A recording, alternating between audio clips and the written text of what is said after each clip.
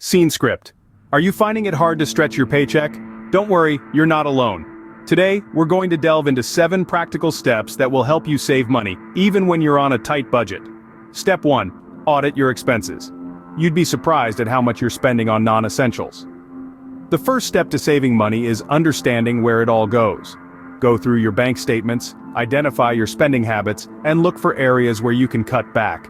Moving on to step 2. Minimize dining out. While it's tempting to grab takeout after a long day or to celebrate the weekend with a fancy dinner, these costs quickly add up. Cooking at home can be a much cheaper and healthier alternative. Step 3. Make use of coupons and discount codes. These can save you a considerable amount on everything from groceries to clothing.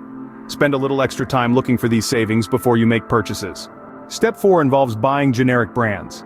Often these are just as good as the name brands, but they come with a smaller price tag. Look for generic options when buying groceries, household items, and even medication. Step 5. Cancel unnecessary subscriptions. Whether it's a magazine you never read or a streaming service you barely use, these subscriptions can make quite a dent in your budget. Review your subscriptions regularly and cancel anything you don't really need. Step 6. Consider public transportation. If it's a viable option in your area, this can save you a lot on fuel, maintenance, and parking costs. Plus, it's more environmentally friendly. Finally, step 7. Start a side hustle.